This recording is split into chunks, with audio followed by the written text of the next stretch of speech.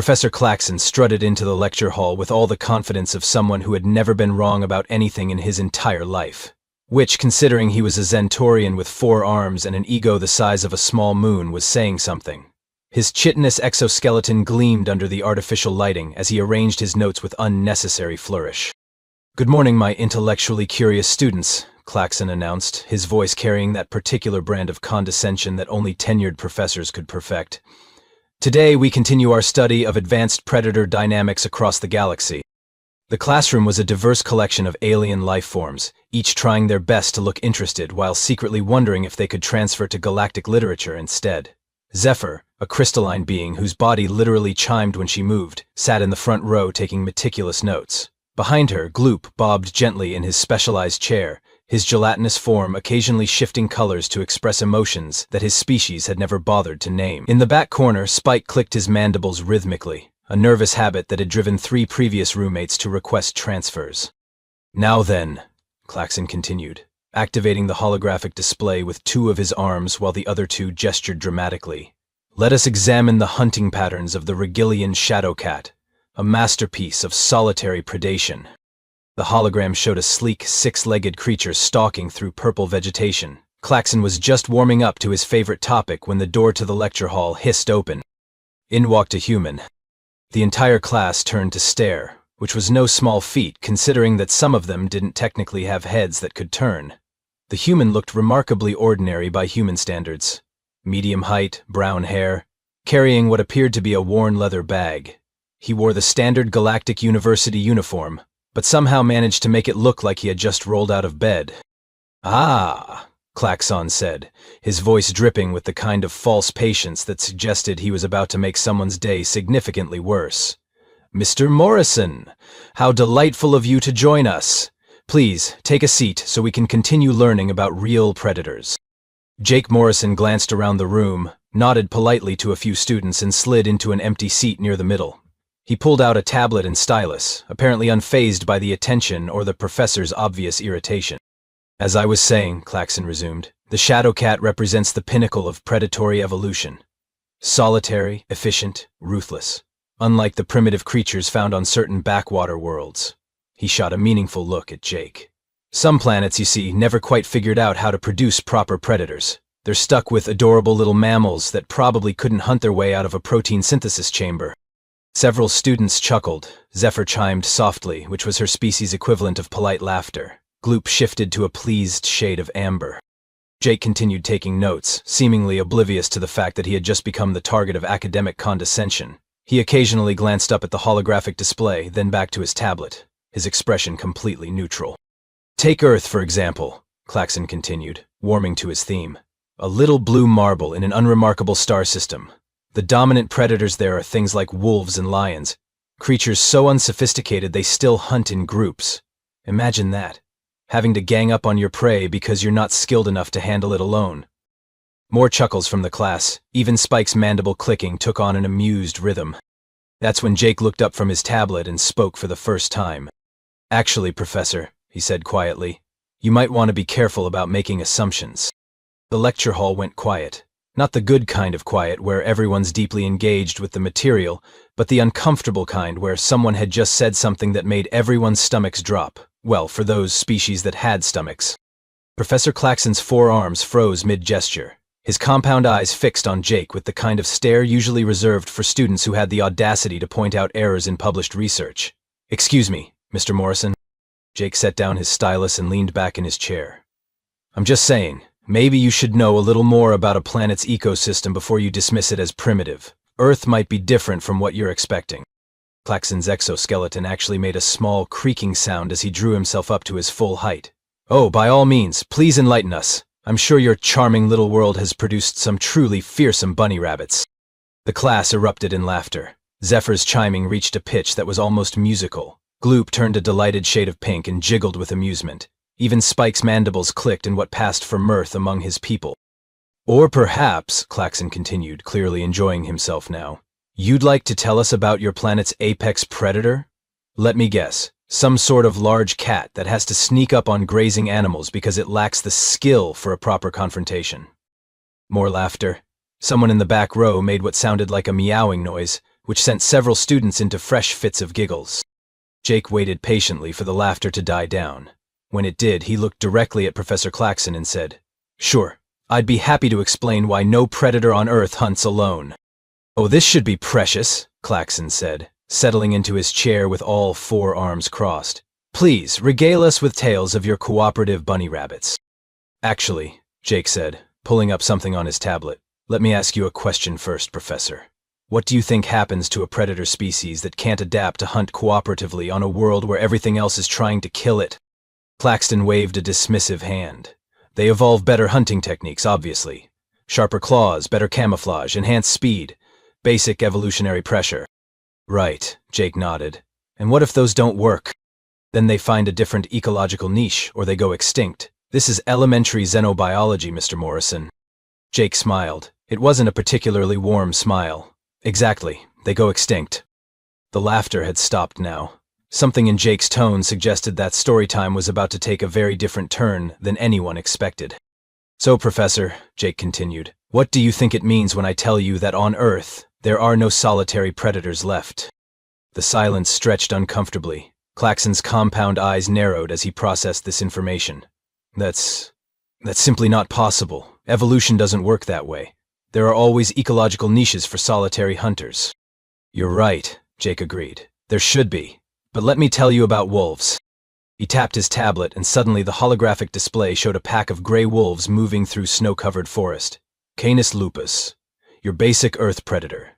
Now, you're probably thinking these look pretty standard, right? 4 legs, fur, teeth, nothing too impressive. Loop had shifted to a more neutral beige color. Zephyr's chiming had stopped entirely. Even Spike's mandible clicking had slowed to an uncertain rhythm. "Here's what makes them interesting," Jake continued, his voice taking on the tone of someone explaining something very simple to very slow children. "They hunt in coordinated packs of 4 to 10 individuals. But it's not just mob tactics. Watch this."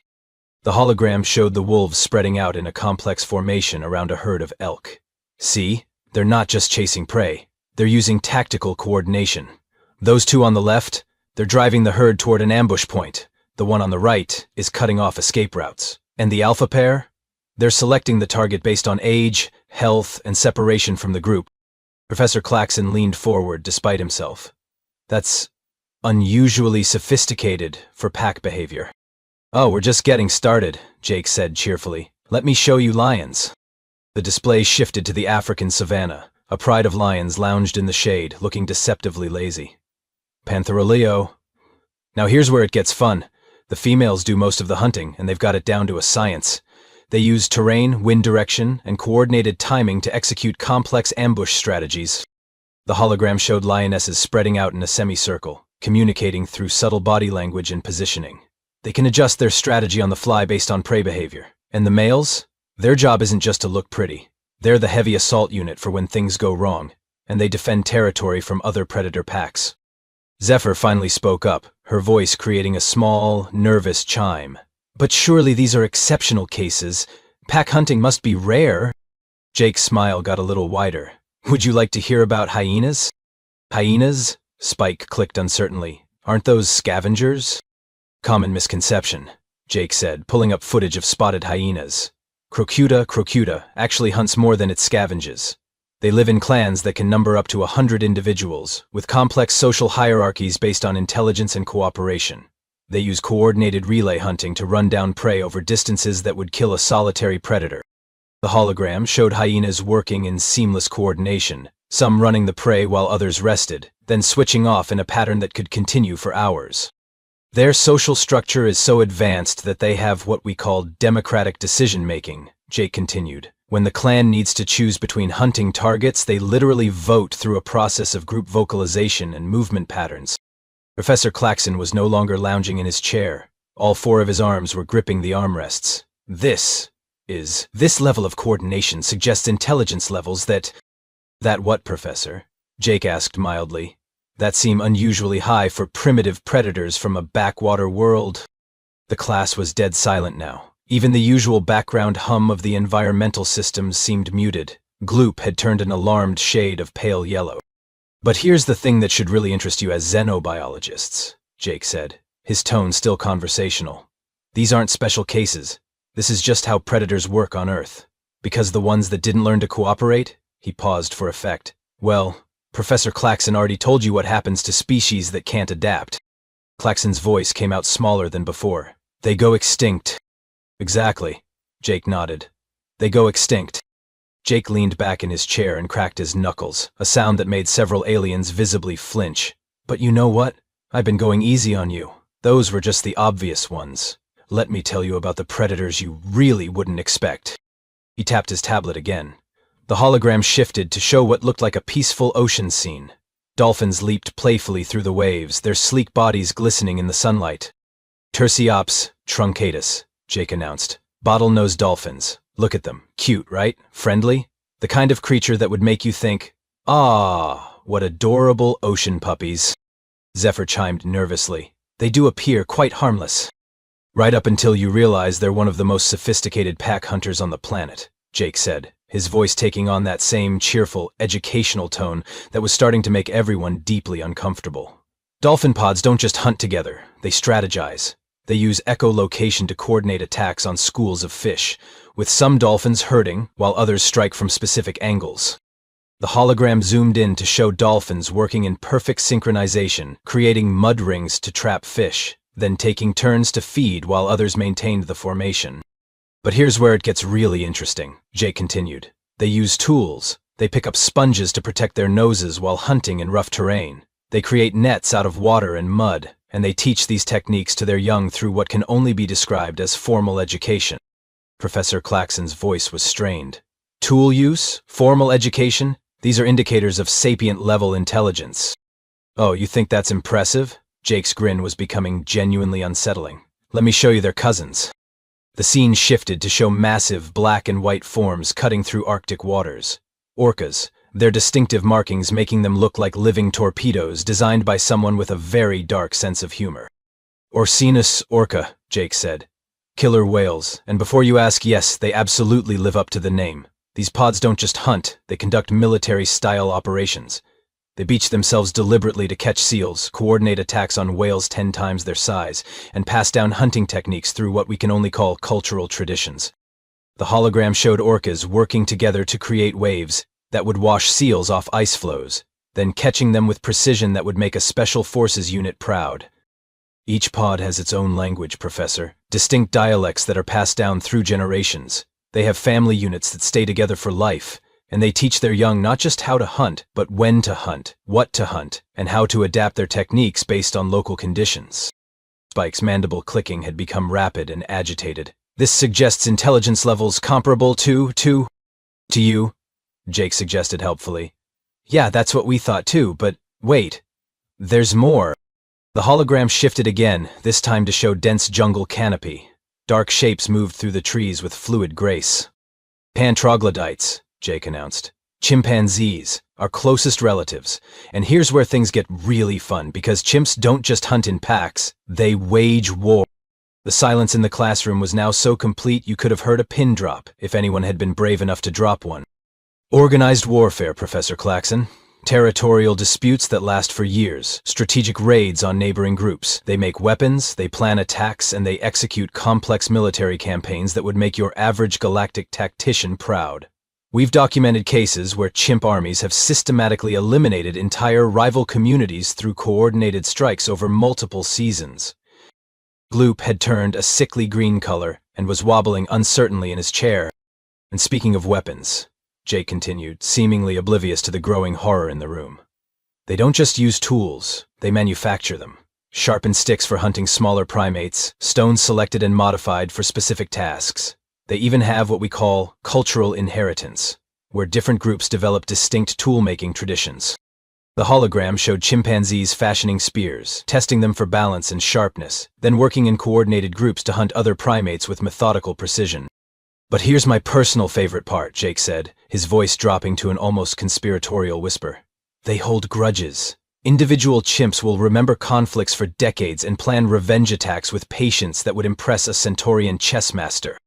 Professor Claxon tried to speak, failed, cleared his throat with all 4 lungs, and tried again. Mr. Morrison, these behavioral patterns you're describing, They're not just sophisticated pack hunting, they're indicators of full sapient intelligence. Funny you should mention that, Jake said, pulling up a new image. This one showed massive gray forms moving across an African plain. Because let me tell you about elephants. Elephants? Zephyr's voice was barely a whisper now. But aren't those herbivores? Jake's smile was becoming positively predatory. You'd think so, wouldn't you? Loxodonta africana. Peaceful giants, right? Except they have matriarchal societies with complex hierarchies. They pass down knowledge through oral traditions that span generations, and they conduct coordinated military operations that put most galactic armies to shame. The hologram showed elephant herds moving in defensive formations, with scouts, flankers, and reserve units positioned with tactical precision. Usually remember the locations of water sources across continental distances, they maintain detailed social networks across multiple herds, and they've been observed conducting what can only be described as funeral rites for their dead. But here's the kicker. They actively coordinate with other herds to defend territory and resources. We're talking about strategic alliances between groups that cover thousands of square kilometers. Wait, Spike clicked frantically. Did you say they hold funerals? Oh yes, Jake nodded. They mourn their dead, revisit grave sites, and pass down stories about deceased herd members through vocalizations that we're only beginning to understand. But that's not the scary part. He leaned forward and his voice took on the tone of someone sharing a particularly delicious secret. The scary part is that these peaceful herbivores have been known to conduct coordinated night raids on human settlements when their territory is threatened. Surgical strikes, Professor, planned attacks that target specific infrastructure while avoiding civilian casualties. They're not just intelligent, they're strategic thinkers with a concept of proportional response. The classroom was now so quiet that the environmental systems seemed to be holding their breath. Every alien in the room was staring at Jake with expressions that ranged from horror to fascination to the kind of existential dread usually reserved for students who suddenly realized they'd been attending the wrong class for an entire semester. Professor Claxton's voice came out as barely more than a whisper. Mr. Morrison, are you telling us that your planet is populated entirely by species with near-sapient intelligence levels? Jake considered this question for a moment, then shrugged. Well, I haven't even gotten to the humans yet. The temperature in the room seemed to drop several degrees. Professor Claxton's exoskeleton had developed a visible tremor, and his forearms were now gripping his chair so tightly that small stress fractures were appearing in the armrests. Before we get to humans, though, Jake said, apparently enjoying himself now, let me explain something that I think you're all missing. See, you keep calling these exceptional cases, or acting surprised that Earth creatures are intelligent, but you're looking at this backwards. He stood up and walked to the front of the classroom, moving with the casual confidence of someone who had just realized he held all the cards in a game everyone else was still trying to understand. Earth isn't a planet that happened to evolve some smart predators, Jake said, his voice carrying clearly through the dead silence. Earth is a planet so fundamentally hostile that intelligence became a basic survival requirement. Everything I've shown you, the pack coordination, the strategic thinking, the long-term planning, that's not exceptional. That's the minimum entry fee for staying alive. He gestured to the holographic display, which now showed a montage of Earth's environments. Dense jungles, frozen tundras, scorching deserts, storm-lashed oceans. You want to know why no predator hunts alone on Earth? Because the planet itself is trying to kill everything on it. We've got weather systems that can level forests, geological activity that reshapes continents, and an atmosphere that's been through more extinction-level events than most species see in their entire evolutionary history. Zephyr's voice came out as a barely audible chime. How many extinction events? 5 major ones that we know of, Jake said casually, plus dozens of smaller ones. Ice ages, asteroid impacts, volcanic eruptions that blocked out the sun for years, changes in atmospheric composition that suffocated 90% of all life. And that's just the natural disasters. Gloop had turned a color that didn't appear anywhere on the normal emotional spectrum for his species.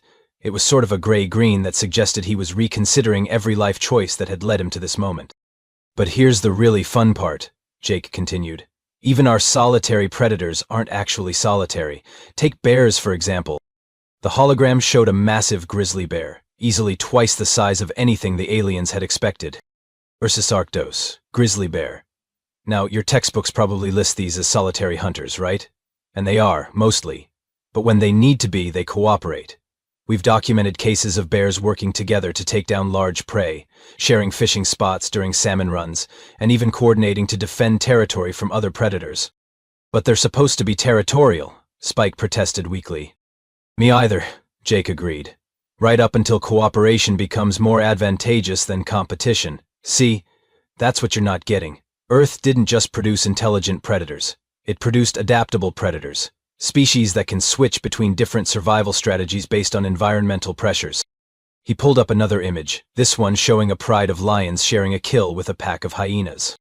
Competition and cooperation aren't opposites on Earth, they're tools. Our predators use whichever one works best for the situation. Lions and hyenas normally compete, but we've observed them working together when facing threats from leopards or wild dogs. Temporary alliances based on strategic necessity.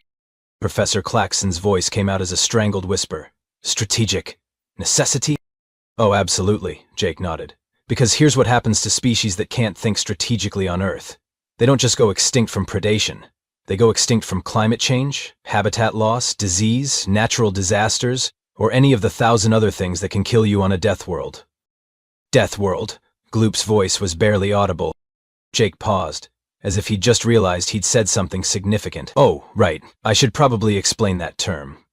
A death world is what xenobiologists call a planet where the environmental pressures are so extreme that they force rapid evolution toward intelligence and cooperation. Most inhabited worlds in the galaxy are garden worlds or standard terrestrial types. Earth is what happens when a planet tries really, really hard to kill everything living on it for 4 billion years straight. The silence stretched so long that the environmental systems actually did shut down for their scheduled maintenance cycle, leaving the room in perfect quiet. The thing is, Jake continued, most species would have gone extinct on Earth within a few million years. The only ones that survived were the ones that got really, really good at working together and thinking their way out of problems. So when I tell you that wolves hunt in coordinated packs, or that dolphins have military-style tactics, or that elephants conduct strategic operations, I'm not describing exceptional behavior.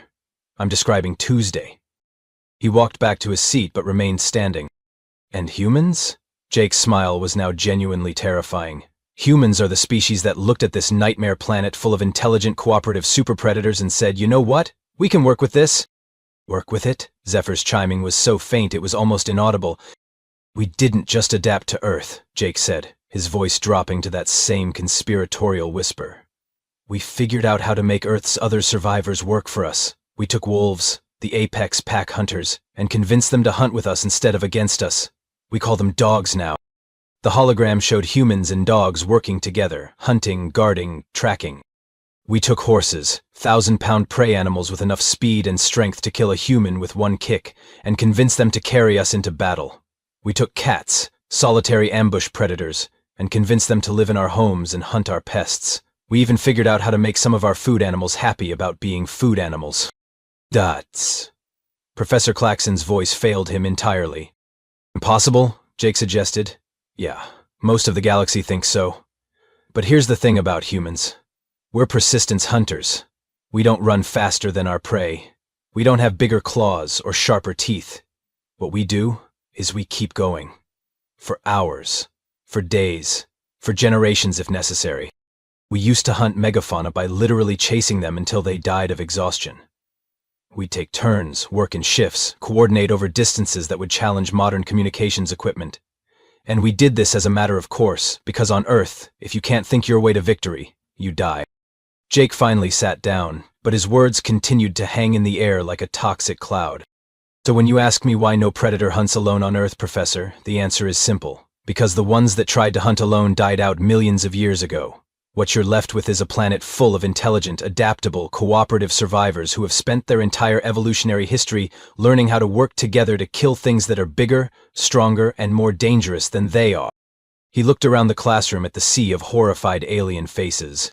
And humans are the species that got so good at it that we convinced all the other survivors to join our pack. The silence that followed was so complete that Jake could hear the individual breathing patterns of every species in the room. Zephyr's crystalline structure was vibrating at frequencies that suggested she was on the verge of shattering from stress. Gloop had turned a color that wasn't so much gray as it was the absence of all hope. Spike's mandibles had stopped clicking entirely, frozen in what appeared to be an expression of existential terror. Professor Claxon, meanwhile, was staring at Jake with the look of someone who had just realized that everything he thought he knew about the universe was not just wrong, but catastrophically, dangerously wrong. Finally, Claxon found his voice, though it came out as barely more than a whisper. Mr. Morrison, if what you're saying is true, then humans aren't just another species. You're describing apex predators with intelligence levels that rival any known sapient race. Jake tilted his head thoughtfully. Well, we prefer to think of ourselves as collaborative problem solvers. Collaborative problem solvers? Spike's voice cracked on the last word. Sure, Jake said with that same casual tone that had been systematically destroying everyone's worldview for the past 20 minutes. What makes you think humans are so special compared to all the other species I've described?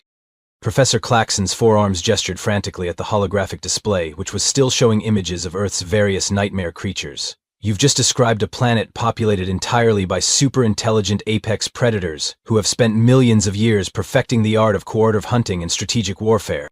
Right, Jake nodded. So what makes humans different? The question hung in the air like a toxic gas. Every alien in the room was clearly thinking the same thing, but none of them wanted to voice it. What could possibly make humans worse than everything they'd already heard? Claxon's voice came out strangled. I'm afraid to ask. Jake's smile was now so predatory that several students instinctively leaned away from him. We're the only species that figured out how to make other pack hunters work for us. You already mentioned that, Gloop managed to say, though his color suggested he was regretting speaking up. No, Jake said, shaking his head. I don't think you understand what I mean. Let me be more specific. He stood up again and walked to the holographic display, gesturing to images of various Earth creatures. Humans didn't just domesticate wolves. We selectively bred them for thousands of generations to enhance specific traits. We created dozens of subspecies optimized for different types of hunting, fighting, and working. We made some of them better at tracking, others better at fighting, others better at herding prey animals that we also domesticated. The hologram showed the incredible variety of dog breeds, from massive mastiffs to tiny terriers, each designed for specific purposes. We took horses and bred them for warfare, for racing, for hauling massive loads across impossible terrain. We created breeds that could carry armored knights into battle or pull artillery across mountain ranges. Images of various horse breeds flashed across the display. We domesticated cattle, pigs, chickens, goats, sheep. We didn't just make them easier to manage, we made them dependent on us for survival. We created animals that literally cannot survive without human intervention. But Zephyr's chiming was barely audible. That's genetic manipulation on a species-wide scale. Over thousands of generations, Jake agreed cheerfully, and we did it without any technology more advanced than selective breeding and basic agriculture.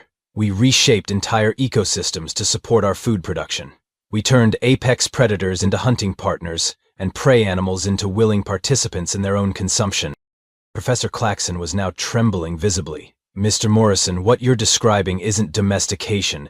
It's ecosystem-wide domination through genetic manipulation and psychological conditioning. Sure, Jake shrugged. But here's the really impressive part. We didn't stop there. There's more? Spike's voice was barely a whisper. Jake's grin widened. We convinced our prey to help us hunt other prey. The classroom was so quiet that Jake could hear the sound of his own heartbeat. Every alien in the room was staring at him with the kind of horror usually reserved for natural disasters or cosmic phenomena. Cattle herding, Jake explained, as if he were discussing the weather. We trained horses to help us manage cattle. We bred dogs to help us control sheep. We created entire agricultural systems where our food animals are managed by other animals that we've convinced to work for us instead of eating us. But Gloop's color had shifted to something that suggested his species had no word for the emotion he was currently experiencing. Completely unprecedented in galactic history, Jake suggested. Yeah, we get that a lot. He walked back to his seat but remained standing, clearly enjoying the effect he was having.